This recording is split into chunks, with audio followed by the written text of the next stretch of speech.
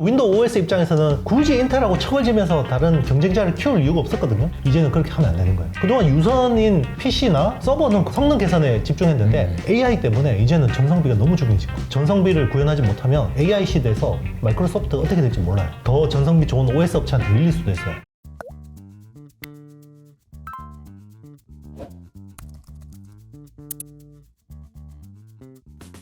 안녕하세요, 이호석입니다. 해로운 스튜디오에서 첫 번째 월간 하신 시작하겠습니다. 안녕하세요. 네, 안녕하십니까. 자, 근데 좋은 분위기면 좋은데 이제 네네. 오늘 촬영일 기준으로 이제 1월 29일이에요. 그런데 시장 분위기가 좀 좋지 않은 것 같아요. 원래는 이제 1월 달에 반도체 시장에 대한 분위기가 좀 좋지 않을까라는 생각이 있었는데 기대만큼은 아닌 것 같다라는 생각도 좀 들고요. 어떻게 좀 보세요? 제가 아마 지난 영상에서 출연해서 이야기했었던 것 같은데 12월이 너무 좋으면 1월 효과가 별로 없을 수도 있다라고 이제 말씀드린 것 같은데, 12월에 이제 양도세 그 완화 이슈가 있었잖아요. 네. 그 대주주 양도세 그 이제 폐지 그 이슈가 있으면서 12월 장이 유례없이 좋았습니다. 맞아요. 기억나시겠지만, 그러면 이제 원래 그렇잖아요. 산이 높으면 또 골이 깊고, 골이 깊으면 또 산이 높아지고. 그래서 12월에 1월 효과를 또 다 땡겨 써버린 느낌이 있고요. 그리고 이제 그게 올해 6번 금리 인하에 대한 기대감이었잖아요. 그렇죠. 근데 이제 요게 조금 이제 정상화가 톤다운되고 좀 있고. 되고. 맞습니다. 거기에다가 이제 좀 어떤 그게 이제 대외적인 이슈였다고 보고 있고요. 네. 대내적인 이슈는 삼성이 약간 초를 쳤습니다. 아, 왜죠? 뭐죠? 감산을 빨리 마무리한다고 그래가지고. 아하. 네. 그러니까 이게 작년에 이제 3분기에 재고 조정이 마무리되고 4분기부터 이제 고정거래 가격이 올라가기 시작했잖아요. 근데 그게 지금 뭐 수요가 탄탄한 이런 상황은 아니었어요. 그러니까 공급업체들이 감산을 통해서 가격을 끌어올린 측면이 있는데, 그러면 공급이 정상화되면 또 내려가겠네? 아. 이런 좀 분위기가 있었던 것 같습니다. 그런데 13일 동안 장장 이렇게 이제 조정을 받으니까 삼성 쪽에서도 이제 커뮤니케이션을 좀 한 것 같아요. 시장하고. 그거 아니야. 감산을 어느 정도 이렇게 마무리하더라도 수요가 훨씬 좋을 수밖에 없는 게, 이게 이제 탱크 마이그레이션이 되잖아요. 기존에 이제 디램 같은 경우는 16나노에서 18나노가 메인이었는데, 요게 이제 지금은 14나노, 그리고 이제 막 12나노까지 요 공정 전환을 해야 되죠. 그리고 이제 주력 제품이 기존 DDR4에서 DDR5, 그리고 이제 HBM3에서 HBM3E로 되면, 그러니까 HBM3 같은 경우는 디램 낱장이 보통 16나노 기반으로 많이 만들었어요. 네. 8단으로. 근데 HBM3E 같은 경우는 14나노가 메인이거든요. 아하. 테크 마이그레이션을 하면 요 자연 감소분이 있어요. 테크 마이그레이션이라는 게 네네. 어쨌든 뭔가가 더 좋아진다라는 건데, 네네. 우리가 이제 그 많이 들어보긴 했는데 뭐 네. 16나노, 14나노 이게 무슨 말이에요, 이게? 잠깐만 좀 설명해 주시면. 반도체 라인은요, 이게 네. 공장이 있으면 이게 이제 워낙 수십조 자금이 들어가잖아요. 큰 거죠. 그죠? 네, 그래서 이 중고 장비를 계속 뽑아 먹어서 써야 됩니다. 그래서 기존에 만약에 뭐 16나노를 생산하던 라인이다 그러면 네. 몇 개 장비를 바꾸고 기존 아하. 장비들은 그대로 쓰는 거죠. 아하. 그래서 이제 일부 그 투자가 들어가고 라인이 더 좋아지는 거예요. 그게 이제 테크 업그레이드를 하는 맞습니다. 거네요. 업그레이드를 하는 거고요. 예전에는 테크 마이그레이션을 하면 공급량이 늘었어요. 비트 공급이. 네. 그렇죠. 왜냐하면 3단 공정이 더 되니까 아하. 공급이 늘어나는 게 정상적인데, 지금은 좀 이상해요. 왜요? 공급이 안 늘어납니다. 왜 그러냐면 일단 제품 자체가 예전하고 달라요. 예전에는 칩 사이즈가 작아지니까 여기서 한 개 웨이퍼에서 생산되는 양이 많아졌는데, 지금은 설계가 바뀌잖아요. 그러니까 예를 들면 DDR4에서 DDR5로 바뀌면 칩 사이즈가 좀 더 커져요.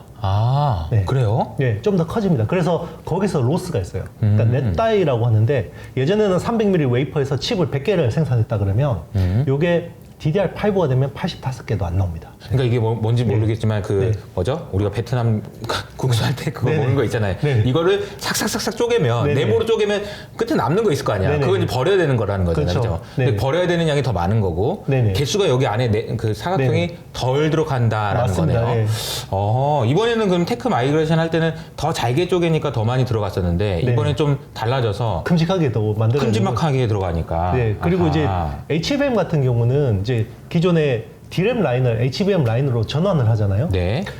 전환을 하면 한 개 칩 다이 사이즈가 2배 이상 큽니다.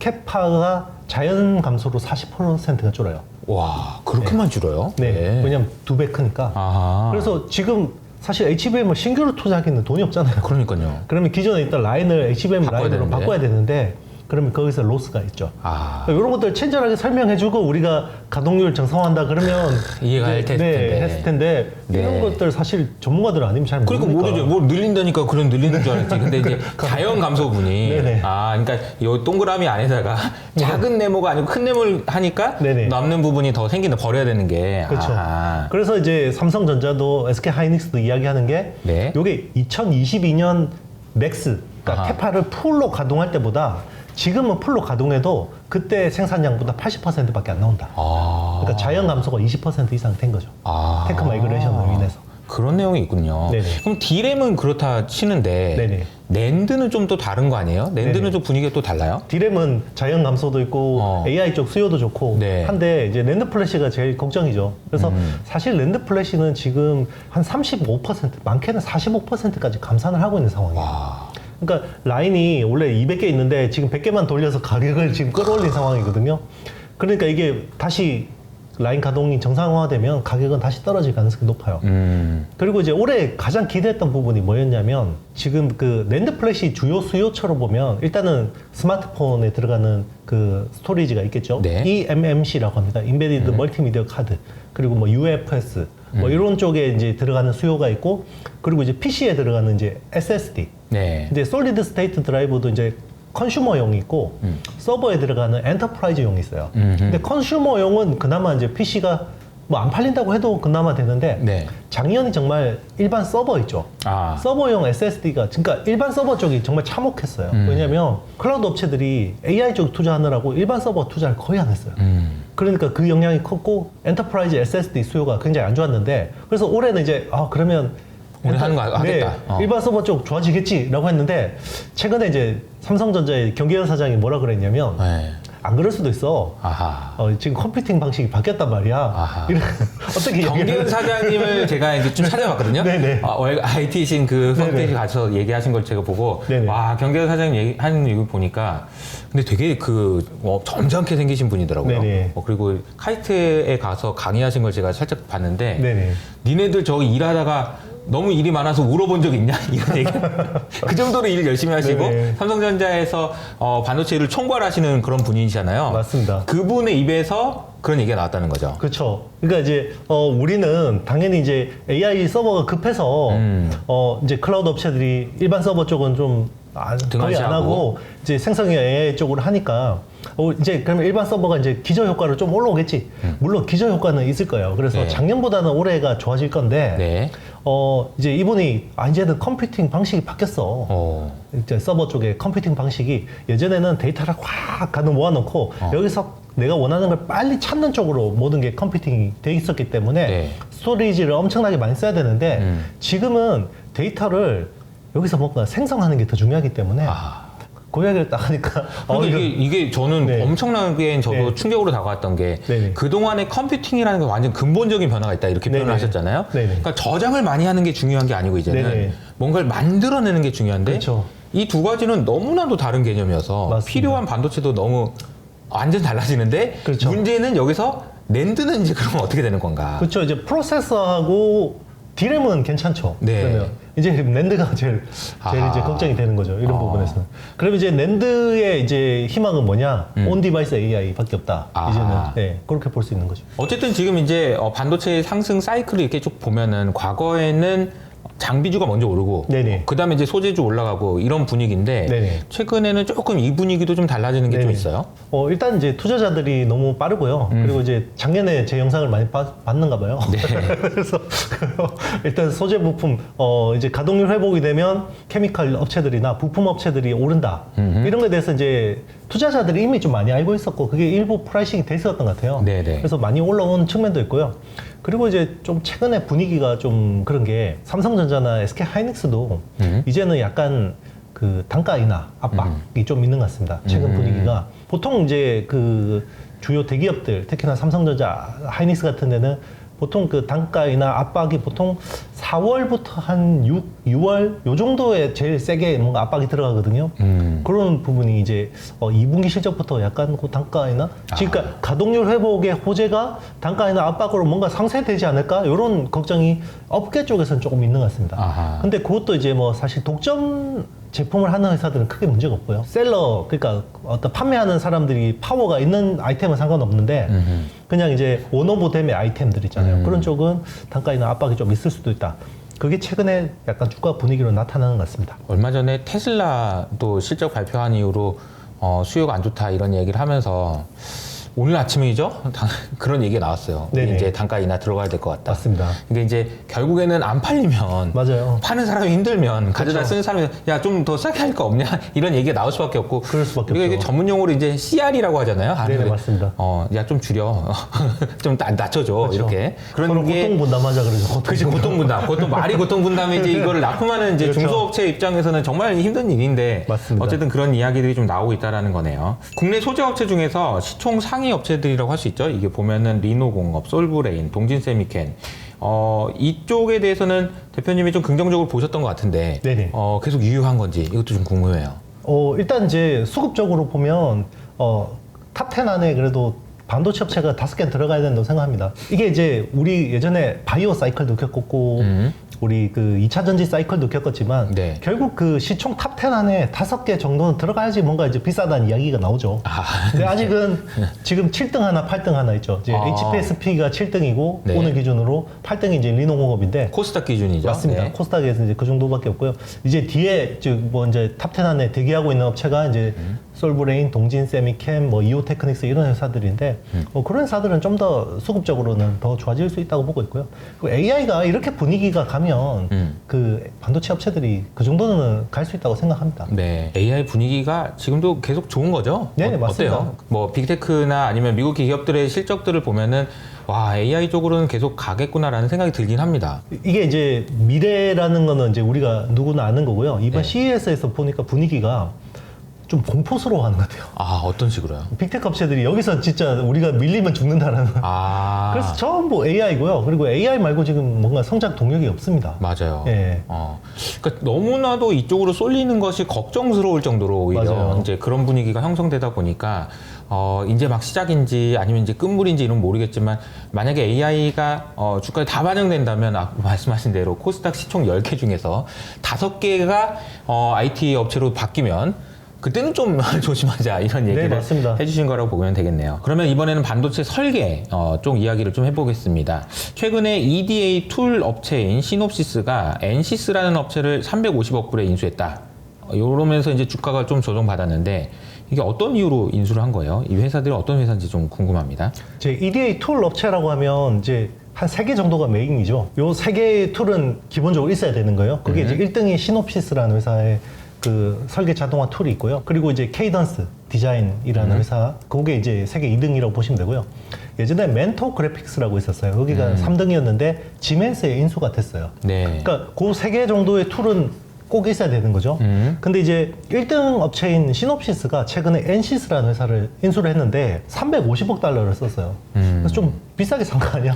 뭐 거의 한 40조 정도 되는 네, 거네요. 맞습니다. 네. 그래서 너무 비싼 거 아니야? 그러니까 이제 주가가 좀 이제 밀린 측면은 있는데요. 근데 이제 뭐 그거를 비싸게 샀는지 싸게 샀는지 뭐 그거는 제가 판단할 건 아닌 것 같고 네. 일단은 시놉시스 입장에서는 이 회사를 인수할 필요가 있었어요. 왜 그러냐면 요즘에는 설계라는 영역이 전공정 있잖아요. 네. 여기에 끝나는 게 아니에요. 이제는 어드밴스드 패키징이라고 해서 후공정까지 이제 설계를 토탈로 제공을 해줘야 되거든요.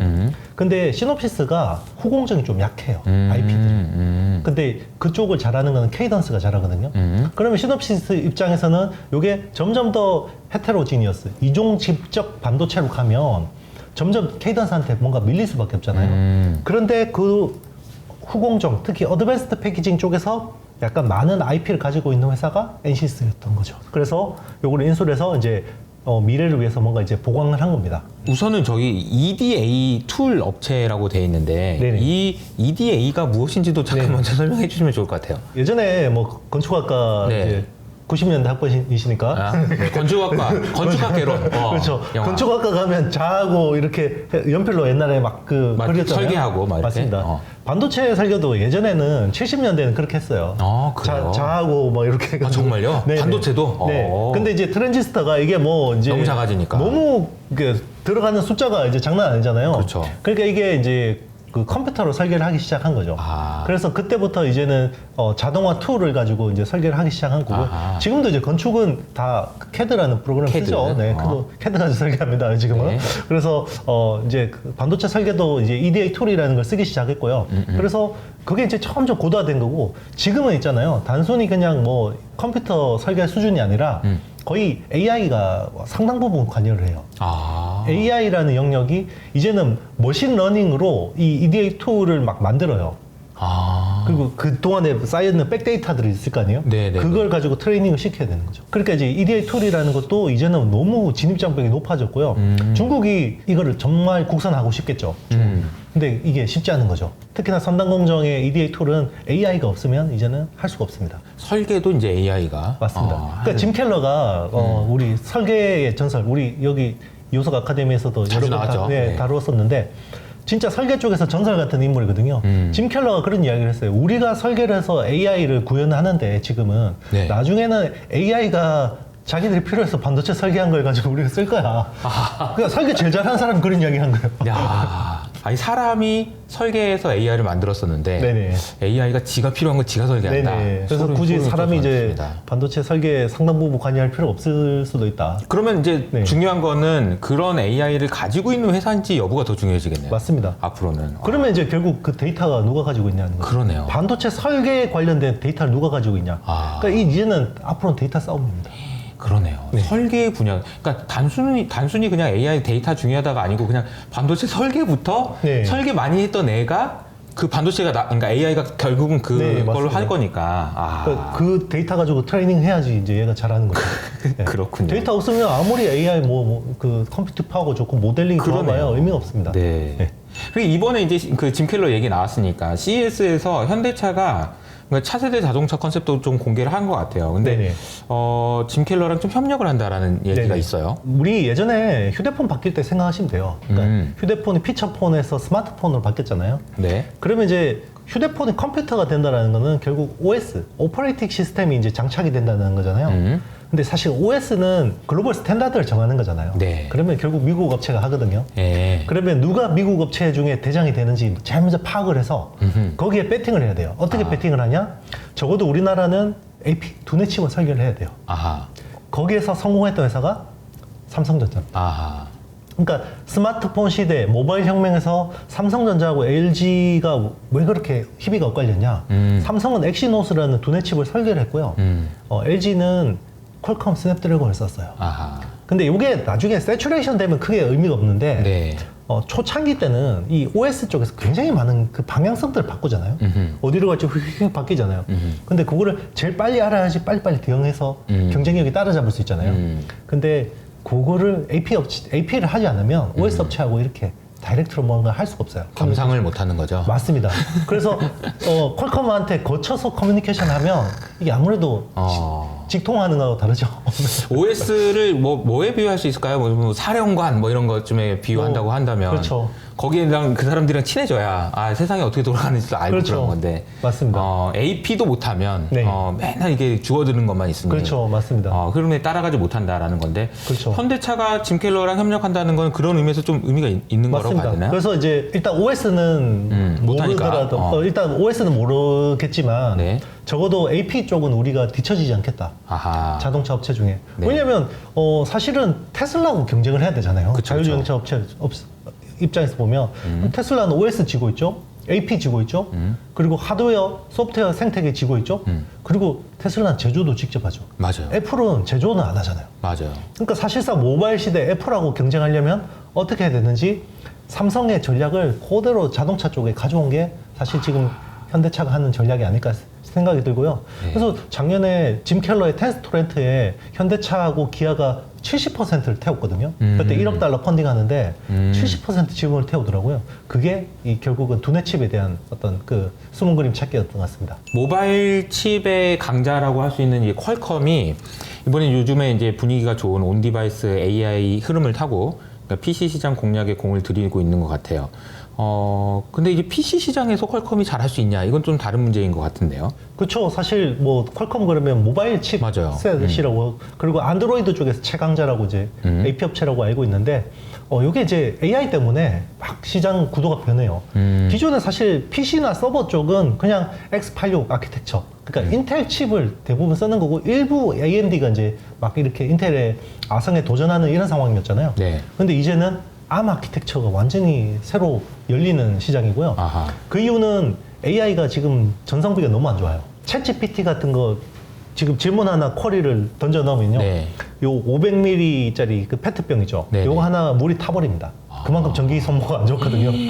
배터리는 어쨌든 오래 써야 되니까 전성비가 중요하고 네. 이게 되게 중요한 어떤 핵심이었는데 그동안 유선인 PC나 아니면 서버는 굳이 그냥 그런 것보다는 성능 개선에 집중했는데 AI 때문에 이제는 전성비가 너무 중요해진 거죠. 전선비라는 게 전기를 덜 써야 된다는 맞습니다. 거죠? 같은 성능을 내는데 전기를 덜 쓰는 게 중요한 거예요. 아하. 그러면 지금 X86 아키텍처로는 한계가 있거든요. 아하. 그래서 암코어를 계속해서 쓰려고 하는 거고 그동안 이제 마이크로소프트가 윈도우 OS를 하니까 그 윈도우 OS 입장에서는 굳이 인텔하고 척을 지면서 다른 경쟁자를 키울 이유가 없었거든요. 그쵸. 윈텔 동맹이고 막 네. 탄탄하니까 이제는 그렇게 하면 안 되는 거예요. 왜냐면 그 전성비를 구현하지 못하면 이 AI 시대에서 마이크로소프트가 어떻게 될지 몰라요. 더 전성비 좋은 OS 업체한테 밀릴 수도 있어요. 그러니까 마이크로소프트 입장에서는 PC 시장을 들어와 빨리 우리가 열어줄게 막 적극 지원해 주는 거예요.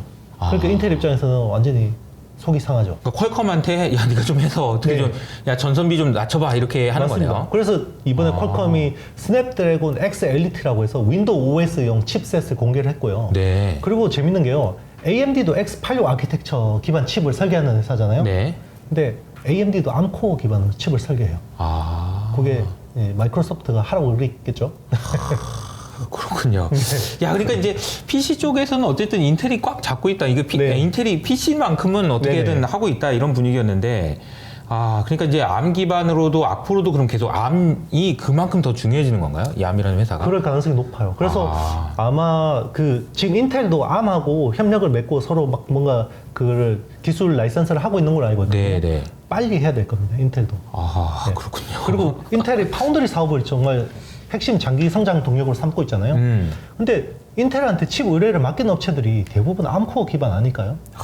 그렇죠. 그러네요. 그러면 빨리 인텔도 빨리 바뀌어야 되는 겁니다. 네. 보면은 모바일로 넘어갈 때 암이 굉장히 좀 부각을 받았는데 AI로 갈 때도 역시나 계속해서 더 부각을 받게 맞습니다. 되겠네요. 그럼 반도체 IP 생태계에서 그러면 우리가 좀 주목해봐야 되는 기업들이 있다면 어떤 게 있을까요?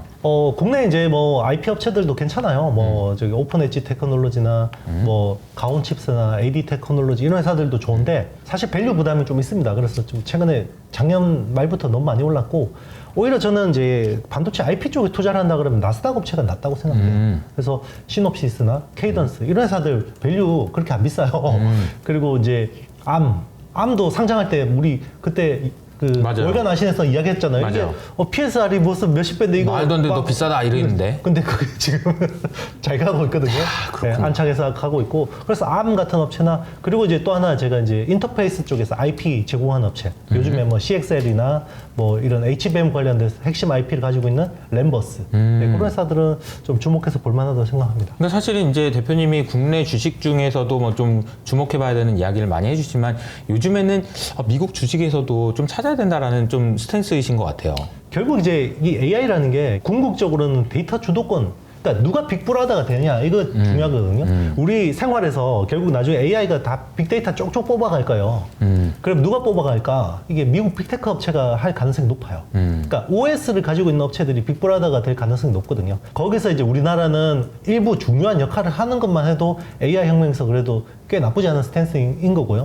그러면 결국 AI 혁명에서 미국 주식을 빼고 이게 그 사이클을 온전히 뭔가 수혜를 누리기는 쉽지 않다. 그래서 AI 쪽을 만약에 보고 투자를 한다 그러면 미국 주식 비중은 미니멈 30%는 해야 된다고 생각합니다. 네. 아까 이제 그 말씀해 주셨던 거랑 종합해 보면 결국 이제 OS 먹는 애가 그냥 다 먹는 건데 사실은.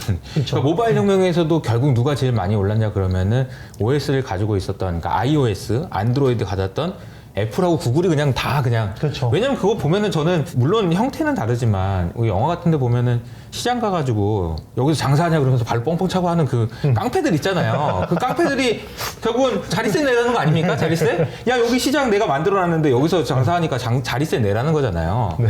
뭐 마찬가지 아닌가. iOS나 안드로이드도 결국은 그 장터잖아요. 스토어. 네, 맞습니다. 말은 스토어지. 시장인데. 거기서 장사하면은 수수료 내라는 거니까. 그렇죠.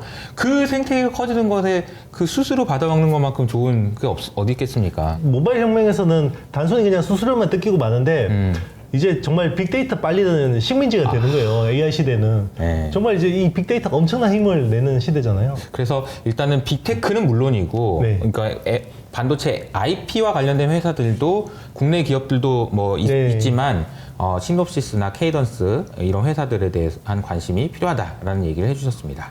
촬영일 기준으로 아직까지 빅테크 기업들의 실적은 안 나왔어요. 이제 이번 주에 이제 실적이 나올 텐데 이미 나온 기업들이 있죠. 대표적인 게 이제 ASML, TSMC 실적이 나왔는데요. 일단 실적은 어떻게 보셨어요? 두 회사의 실적은?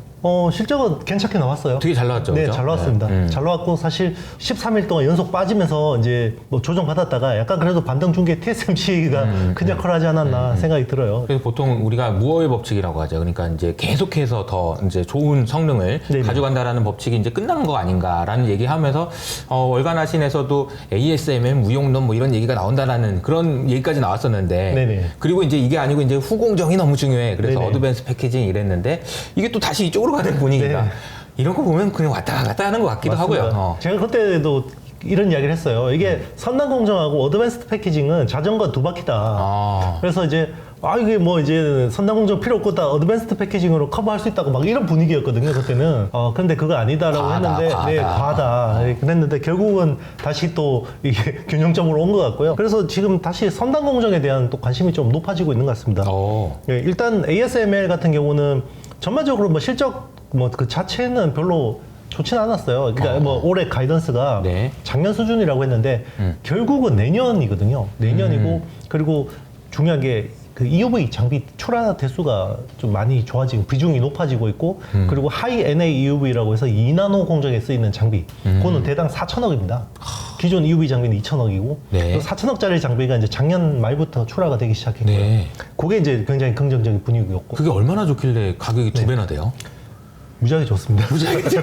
하이 NA EUV라고 하이 NA 네, EUV. 누메리컬 어퍼처라고 해서요. 이게 아니 EUV 네, 자체도 E가 네. 그 익스트림 아니에요? 맞습니다. 익스트림 울트라가 아니고 익스트림 울트라잖아. 네네, 근데 또 맞습니다. 여기다 하이를 붙여가지고. 네네, 맞습니다. 네, 얼마나 좋은 거야. 하여튼 뭐 광량을 늘려가지고 훨씬 또 뭐 효율적으로 한 건데 네. 그 장비가 이제 나가기 시작했고 이제 올해도 출하가 될 거예요. 그래서 그러면 이거를 쓰는 쪽은 결국 또 TSMC가 또 선단 공정 3나노, 2나노에 대한 이야기를 굉장히 긍정적으로 이야기했고요. 그러면 여기 또 관련된 밸류 체인들이 또 좋아질 수밖에 없죠. 그러네요. 네. 그리고 그게 이제 최근 어떤 주가 흐름 분위기로 나타났고요. 네. 그리고 이제 TSMC가 이제 캐펙스 이야기를 했어요. 캐펙스에서 저는 어드밴스드 패키징의 그러니까 후공정 캐펙스가 TSMC한테서 두 자릿수 이상 나온 건 좀 거의 처음 본 것 같은데. 아, 네. 10% 이상, 그러니까 많게는 10% 중반 수준까지 이 어드밴스드 패키징 쪽으로 할 거라고 했고 이게 대부분 지금 그 엔비디아 칩의 쇼티지 원인이 되고 있는 코어스,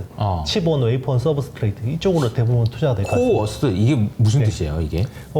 그 보면 우리 HBM이라는 그 칩을 어디에 쓰냐면 네. 엔비디아 GPU라는 프로세서하고 HBM을 실리콘 인터포저 위에다가 2.5D 구조로 만들거든요. 제가 그래서 항상 여의도 IFC 몰 맞습니다. 한쪽은 오피스, 한쪽은 호텔인데 지하로 연결되어 있는 요 구조를 이야기합니다. 요게 코어스라는 걸로 패키징을 해야 되는데 요게 너무 부족해요. 그래서 이게 작년 초만 해도 월 17K 정도밖에 안 됐어요. 그래서 네. 아무리 지었자도 17,000장 정도밖에 못 만드는 캐파였는데 요것 때문에 엔비디아 칩이 안 나가는 거죠. 아하. 그래서 계속해서 투자를 늘려서 최근에는 요게 한 40K까지 올라온 것 같아요. 그래서 월 4만 장까지 되는 것 같은데 그래도 쇼티지 있거든요. 이걸 올해 2배 늘리겠다고 했어요. 그러면 월 8만 장이죠. 근데 내년 상반기까지 쇼티지입니다. 월 8만 장 해도. 네. 왜냐면 엔비디아도 줘야 되죠, AMD도 줘야 돼요. 그리고 이제 자체 설계 칩 있죠, 마이야 100 같은데 이런 데도 줘야 되죠. 요즘은 뭐 사우디에서도 뭐 엔비디아 칩 가져간다고 막 맞습니다. 그러더라고요. 그렇죠. 그러면은 이게 국내 반도체 업체들한테는 어떤 영향을 주는 거예요? 일단 이제 HBM 쪽이 난리가 났죠. 그러니까 어쨌든 공급하는 입장에서 나쁘진 않죠, 쇼티지는. 근데 이제 그동안에는 이 AI 반도체 칩의 쇼티지의 원인은 TSMC의 코어스가 쇼티지의 원인이었는데, 이게 점진적으로 HBM 때문에 생산을 못할 가능성이 높다. HBM이 지금 올해 삼성전자가 2.5배, 그러니까 작년 대비해서 2.5배 투자하기로 했고, SK 하이닉스가 2배 투자하기로 했거든요. 네. 근데 수율이 잘 안 나와요. 아. 네, 수율이 안 나와서 이게 마이크론은 제대로 할지 모르겠고, SK 하이닉스가 지금 HBM3 독점이거든요. 네. 근데 삼성전자도 이거 막 지금 작년 9월부터 못 들어오고 있죠. 그래서 이것도 걱정인데, 삼성전자가 생산을 하더라도 이 수율이 제대로 나올까? 이거에 대한 걱정이 있는 거죠. 이영수 대표님이 늘 잘해주시는 게 결국은 너무 과하면 흥분하지 마라. 너무 안 좋다 그러면 괜찮다. 이런 얘기를 너무 잘해주시는 것 같은데, 우리가 잘 봐야 되는 건 결국은 이 밸류 체인 안에서 야, 뭐가 부족해서 도대체 안 나오는 거냐? 뭐 이 질문인 거잖아요, 결국은. 코어스에서 병목이 풀리면 다음은 HBM이다, 이런 쪽인 거네요. 그렇죠. 그럼 우리 업체한테는 좋은 거가 되려면 결국 수율이 잘 나야 될 텐데, 이게 지금 양면성이 좀 있는 것 같아요. 그죠? 그러니까 이제 뭐 수율이 잘 안 나오면, 수율이 잘 나오면 이제 삼성전자나 SK 하이닉스는 좋겠죠. 그쵸, 수율이 그쵸. 안 나오면 다 좋은 거네요. 버려야 되잖아요. 생산하는 거 많이 버려야 되니까. 아하. 그러면 이제 부품이나 장비를 대는 업체는 나쁘지 않을 수도 있습니다. 아하. 네, 수율이 안 나오면 케미컬이나, 오히려 네, 그렇죠. 계속 뭐 만드는데 어쨌든 들어가는 만드는데 거니까. 수율이 안 나오는데, 이제 쓰는 업체 입장에서는 약간 B급만 돼도 가져가서 쓰려고 할 거거든요. 왜냐면 만들면 팔리니까. 이게 뭐 주가적으로 나쁠까 이런 생각이 좀 듭니다. 수율이 안 그러면 나오는 게. HBM의 쇼티지가 더 심해질 수도 있겠네요. 그러면 이게 충분히 그럴 이쪽에서는. 가능성이 있어요. 작년에 보는 뷰는 이게 서버 AI 쪽은 많이 해먹었으니까 이제 온 디바이스 AI 쪽으로 분위기가 가고, 요게 또 모빌리티 혁명 쪽으로 가지 않을까라고 했는데, HBM이 올해도 안 죽고, 그러니까 이제 뭐 진짜 2차 전지 양극재처럼 이게 네. 또 죽지 않아 이럴 수도 있겠어요. 분위기가. 그렇군요. 네. HBM에 대한 관심이 계속 필요할 것 같다라는 네네, 생각을 맞습니다. 좀 하게 되는 그런 이제 시장 분위기라는 걸 말씀해 주신 것 같고요. 네네. 그럼에도 여전히 우리가 이제 봐야 되는 거는 온 디바이스. 네네. 이게 다음인 거죠. 네네. AI가 저 컴퓨터 안에서 있는 게 아니고 밖으로 나와서 디바이스 안으로. 그러니까 가장 대표적인 게 S24? 네네, 가 될 것 맞습니다. 같고요. 그렇습니다. 분위기 나쁘지 않은 것 같아요, S24. 네. 좀 어떻게 보셨어요, S24는? 기대를 안 하고 보니까 생각보다 잘 나온 것 같아요. 그러니까요. 네. 그래도 사실 제 주변에도 S24에 대해서 기대한 사람이 거의 없었어요. 근데 생각보다 이게 뭐 통번역 그러니까요. 그런 게 너무 빠르고요. 그리고 이제 그 서클 투 서치 있죠. 이게 네네. 동그라미 그리면 이제 그림에 있는 거 네네네. 이거 검색해서 알려주는 거.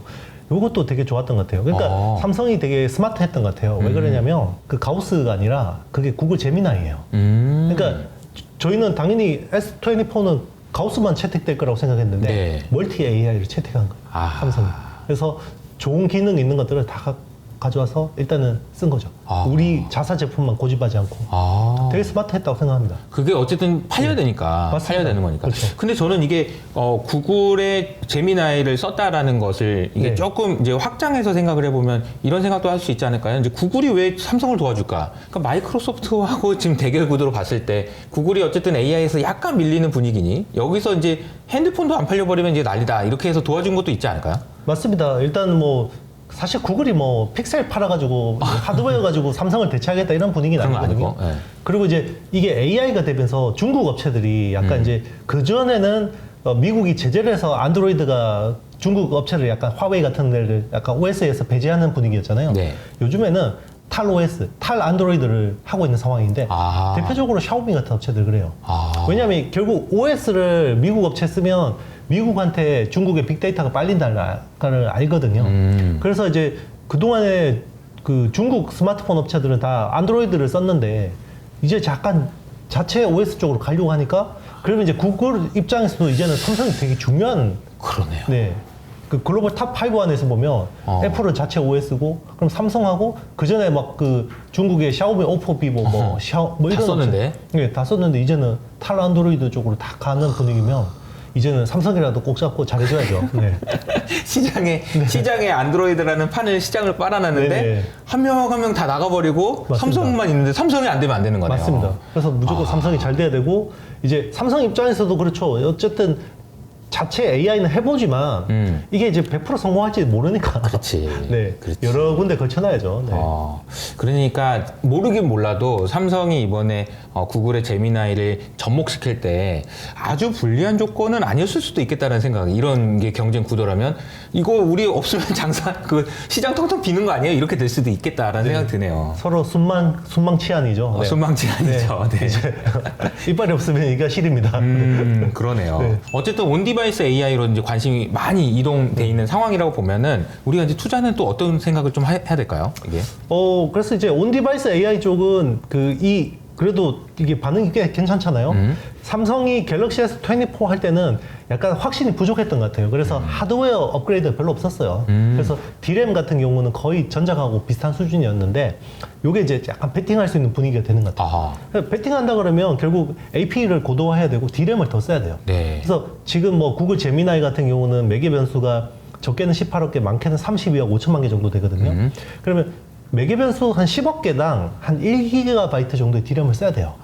근데 이번에는 안 쓰고 그냥 대충 내놨는데 앞으로는 이제 그러면 D램을 좀 더 써야 될 분위기가 될 수 있고 그리고 애플이 이제 D램 짠돌이로 유명하잖아요. 그렇죠. 네, 애플도 아마 온 디바이스 AI를 제대로 돌리려면 D램 저거 가지고 안 될 텐데 4기가 가지고 6기가 가지고 안 될 텐데 이런 분위기가 오면 이제 메모리 업체 입장에서 나쁘지 않고 그리고 이제 최근에 좀 분위기가 네. 우리 그 LPDDR5 같은 이런 그 범용보다는 네. LLW라고 해서 굉장히 그 밴드위스 빠른 거죠. 약간 그 HBM 모바일 버전 같은 거 있어요. 로우 레이턴시 와이드 IO라는 그런 이제 D램이 있는데 그쪽 분위기가 되게 좋아요. 그러니까 온 디바이스 AI로 가면서 네. 삼성도 그렇고 애플도 그렇게 이제 경쟁이 돼가지고 네네. 야 이게 D램을 뭘 쓰냐 이거 얼마 되지도 않는데 그런 분위기에서 이거 성능 괜찮은데? 네네. 이거 조금만 더 넣으면 이거 엄청 사람들이 맞아요. 살 것 같은데? 맞습니다. 이런 거잖아요. 결국은 이제 마지막에서 사람들로 하여금 AI가 안 되는 폰이 아니고 AI가 되는 폰으로 이동하게 하려면 뭔가를 더 줘야 되니까 투자가 또 들어가야 되고 그 과정에서는 분명히 뭐 D램이든 뭐든 이제 투자 기회가 있을 것 같다는 생각이 좀 듭니다. 우리가 이제 ASML 이야기하면서 좀 왔는데요. 마지막으로 이제 EUV 밸류 체인 중에서는 좀 주목해 볼 만한 기업이 있을까요? 작년에 이제 굿바이 무어 된다고 해서 조정 많이 받았던 굿바이 업체를- 무어. 네, 그래서 무어의 뭐- 법칙 끝났어. 그렇죠. 이런 거. EUV 이제 마스크 쪽에 이제 그 어떤 그 보호 필름 같은 역할을 하는 펠리클 네, 그런 걸 납품하는 SNS텍 그리고 이제 FST 같은 업체들이 뭐 좀 상대적으로 메리트가 있는 것 같고요. 그리고 이제 그 EUV용 PR 하는 동진 세미캠 뭐 이런 회사들 좀 주목할 만한 것 같습니다. 오랜만에 월간하신 이제 진행을 했는데요. 올 한 해를 전체적으로 봤을 때 이제 투자자분들이 이런 거 좀 주목해서 보시면 좋을 것 같다. 테크 볼 때 이야기해 주실 게 있다면 어떤 게 있을까요? 제가 보는 뷰는 일단 상반기까지는 시장 괜찮다고 봐요. 열심히 돈 벌자. 네, 맞습니다. 그래서 뭐 하반기도 나쁠 거냐? 뭐 나쁘지 않을 수도 있어요. 근데 일단은 트럼프 돌아오니까 약간 불확실성이 있기 때문에 그쵸. 그때는 이제 그래도 태풍이 오는데 그죠 물 밑에 좀 숨어 있다가 이렇게 큰 파도 지나가면 다시 좀 하는 게 낫지 않을까 생각이 들고요. 그래서 일단 저는 이제 우리나라 총선 뭐 이때쯤 한 5월까지는 충분히 이제 수익을 낼 수 있는 기회가 있지 않을까 생각이 들고요. 그래서 뭐 최근 분위기가 반도체 섹터가 좀 이제 조정을 받고 하는데 또 오늘 보면 외국이나 기관이 또 삼성전자 또 막 땡겨요. 지금 보면 오늘 날짜 뭐 1월 29일자인데 그런 거 보면 이 반도체 섹터가 아예 죽은 것 같지는 않아요. 네. 그래서 일단은 구정 또 변수도 있고 한데 그래도 2월에는 좀 슬로우할 수도 있는데 3월, 4월, 5월까지는 그래도 충분히 기회를 주는 장이 아닐까. 그때 이제 어떤 트렌드로 갈지, 온 디바이스 AI가 갈지, 아니면 뭐 EUV 쪽, 선단 공정 쪽이 흐름이 갈지 그런 것들은 제가 다음 월간 아시에서 보고 좀 그쵸. 설명드리겠습니다. 아니 오늘 뭐 전반적으로 다 짚어주셔가지고 여러분들 투자 판단하시는데 큰 도움 받지 않으셨을까 이렇게 생각을 해봅니다. 그러면 저희는 다음 달에 또 찾아뵙도록 하겠습니다. 감사합니다.